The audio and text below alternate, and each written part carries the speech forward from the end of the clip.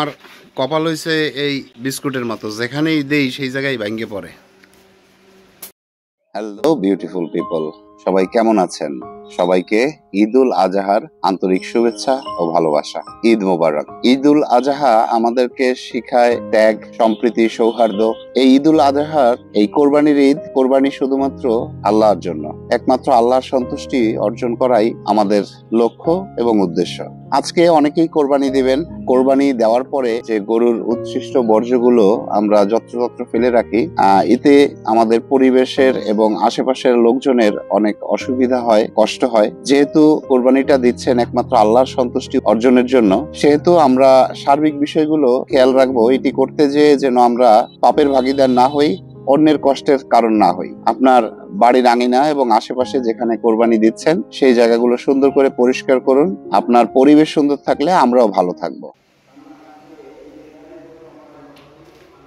ঈদের নামাজ পড়তে যাওয়ার জন্য বাসা থেকে বের হলাম মসজিদের উদ্দেশ্যে।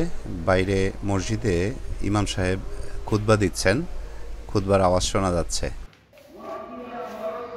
চলে আসলাম মসজিদে। এখন মসজিদে ঢুকবো, ঈদের নামাজ শেষ করব, তারপরে গ্রামের বাড়ির উদ্দেশ্যে রওনা দেব। মসজিদে এখন ঈদের নামাজের খুতবা দিচ্ছেন ইমাম সাহেব। আমাদের অন্তরের, আমাদের মনের যে তাকওয়াটা আল্লাহর কাছে পৌঁছে। কাযালিকা সাখখারাহা লাকুম লিতুকাব্বিরুল্লাহা আলা মা হাদাকুম। এভাবেই আমরা আল্লাহর তাকবীর ধ্বনি উচ্চারণ করব। ওয়া বাশশিরিল মুহসিনিন। আল্লাহু আকবার, আল্লাহু আকবার, লা ইলাহা ইল্লাল্লাহ, আল্লাহু আকবার, আল্লাহু আকবার ওয়া লিল্লাহিল হামদ। প্রথম তাকবীর আমরা আল্লাহু আকবার বলে হাত বাঁধব। আলহামদুলিল্লাহ, ঈদের নামাজ শেষ করে এখন বাসার দিকে যাচ্ছি। বাসায় গিয়ে ড্রেস চেঞ্জ করে গ্রামের বাড়ির উদ্দেশ্যে রওনা দেব। বরিশাল শহর থেকে গ্রামের বাড়ির দূরত্ব 15 থেকে 16 কিলোমিটারের মতো হবে। প্রতিবার মোটরসাইকেল নিয়েই যাই, কিন্তু এবার একটি ব্যাটারি চালিত রিক্সা নিয়ে আস্তে আস্তে করে সুন্দর এই পিচঢালা পথ ধরে আমি গ্রামের বাড়ির দিকে যাচ্ছি। আশেপাশের সুন্দর প্রাকৃতিক দৃশ্য এবং গাছপালার মধ্যে দিয়ে রিক্সা নিয়ে আস্তে আস্তে করে এগিয়ে যাওয়ার মজাটা ছিল অন্য রকমের। আমার গ্রামের বাড়ি যাওয়ার এই রাস্তাটা আমার ভীষণ প্রিয়। কি সুন্দর রাস্তাটা দেখেন, গাছপালা দিয়ে পুরো আচ্ছাদিত, সুন্দর একটা ছায়া পড়েছে এবং ঝিরিঝিরি বাতাস বইছে। যাত্রাপথে দাঁড়াইলাম চা খাইতে, একটা বিস্কুট নিলাম, ভিজাইলাম, আর অমনি বিস্কুটের অর্ধেক ওই দেখেন চার মধ্যে পড়ছে। আমার কপাল হইছে এই বিস্কুটের মতো, যেখানেই দেই সেই জায়গায় ভাঙ্গে পড়ে।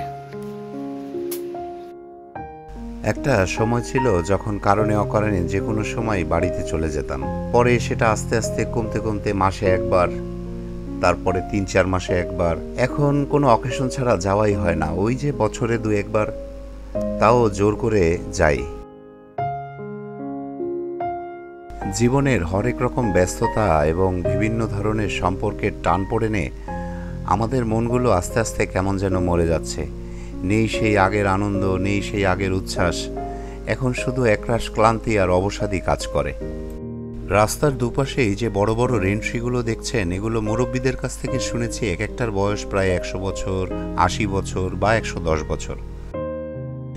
এই রাস্তা দিয়ে আপনি যখন যাবেন তখন আপনি একটা নৈসর্গিক শান্তি অনুভব করবেন, আপনি প্রাকৃতিক দৃশ্য উপভোগ করতে পারবেন, পাখপাখালির ডাক শুনবেন।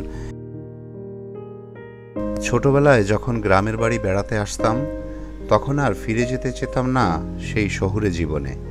তখন মনে হতো সব শান্তি বুঝি এখানেই। গ্রামের বাড়িতে বেড়াতে গেলে অনুভব করতে পারতাম পাড়া প্রতিবেশীদের আন্তরিকতা ও সরলতা। ছিল কত খেলার সাথী, মুখরিত শৈশবের দিন কিভাবে কেটে যেত টেরই পেতাম না। সারাদিন গায়ে ধুলো কাদা মাখিয়ে পুকুর, খাল, বিলের পানিতে ঝাঁপিয়ে বেড়াতাম। সন্ধ্যায় উঠানে বসত খেলার আয়োজন, ঝিবুড়ি, দাঁড়িয়ে বাঁধা, কপাল টোকা। রাতে চুলার পাশে বসে পিঠা খাওয়া আর বাড়ির মুরব্বীদের পানের আড্ডা সব আজ হারিয়ে গিয়েছে। এখন গ্রামের বাড়িতে গেলে একজন মানুষ পাওয়া যায় না কথা বলার মতো। সবার মধ্যে কেমন যেন একটা প্রতিযোগিতা, অহংকার, সবার সাথে সবার একটা দ্বন্দ্ব পরিলক্ষিত হয় স্পষ্টভাবে।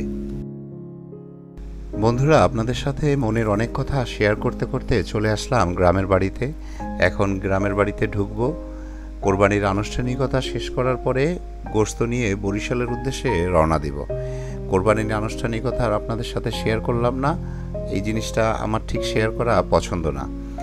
এই যে হিজল গাছে অনেক দিন পরে হিজল ফুল দেখলাম। বন্ধুরা, সবাইকে ঈদুল আজহার আন্তরিক শুভেচ্ছা জানাচ্ছি। আশা করছি সবাই সুস্থ আছেন, ভালো আছেন, নিরাপদে আছেন। কেমন আছেন সবাই? ঈদ কেমন কাটছে সবার? এখন ঈদের দুপুরবেলা গ্রামের বাড়ি থেকে রওনা দিয়ে বরিশালের উদ্দেশ্যে যাচ্ছি। এই হচ্ছে আমাদের সব। তো সবার কি অবস্থা জানাবেন। সবার ঈদ কেমন কাটতেছে? সবার ঈদ ভালো কাটুক, আনন্দে কাটুক। যদিও আজকে আমার ঈদের দিনের শুরুটা ভালো ছিল না। আসলে আমার ঈদ কখনোই ভালো কাটে না। শেষ কবে মজার ঈদ কাটাইছি, ঈদ পার করছি, ঈদের মজা হয়েছে শেষ কবে, এইটা আসলে আমার ঠিক মনে নাই। যার কারণে বড় হওয়ার পর থেকে কোনো ঈদই আর আমার ভালো কাটে না। ঈদের দিনের শুরুটা আমার কখনোই ভালো যায় না। না যাওয়ার পিছনে অনেক কারণ আছে, সেই কারণগুলো নিয়ে আজকে আলোচনা করব না। গ্রামের পথ ধরে শহরের দিকে যাচ্ছি। সবার জন্য আসলে ঈদ আনন্দের না। যাই হোক, সেসব কথা বাদ। ঈদের দিনে অনেকের অনেক ব্যস্ততা থাকে। কোরবানির পরে সেগুলো প্রসেসিং করতে হয়, সবাইকে দিতে হয়, ভাগ বাটোয়ারা করে আত্মীয় স্বজনকে দিতে হয়, আমাদের প্রতিবেশীদের দিতে হয়। ঈদের দিনের আসলে কোরবানির ঈদের দিনের ব্যস্ততা থাকেই। তো আজকে আর বেশি কথা বাড়াবো না। বন্ধুরা, অনেক কথা বলে ফেললাম আজ। এই ব্যস্ত জীবনে এত সময় কারোরই থাকে না কথা শোনার মতো। সবশেষে একটা কথাই বলতে চাই, সবার ঈদ ভালো কাটুক, আনন্দে কাটুক, পরিবার প্রিয়জনের সাথে সুন্দর সময় কাটান, আপনার ভ্রমণ হোক নিরাপদ। আজকের মতো এখানে বিদায় নিচ্ছি বন্ধুরা। আবার দেখা হবে নতুন বা পুরনো কোনো পথে। আল্লাহ হাফেজ, সবাই ভালো থাকবেন।